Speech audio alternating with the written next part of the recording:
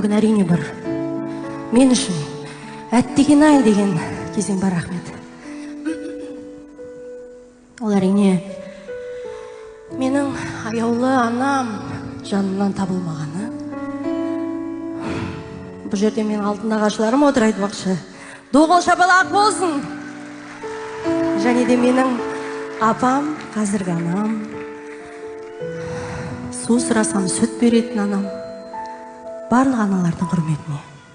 Енді анама деген сағынышымды әнмен жеткізіп көрейін. Рұқсат болса.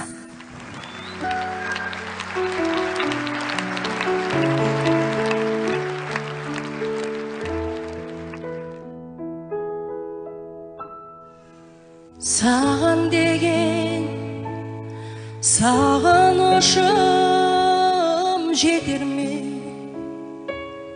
Жеткізе алмай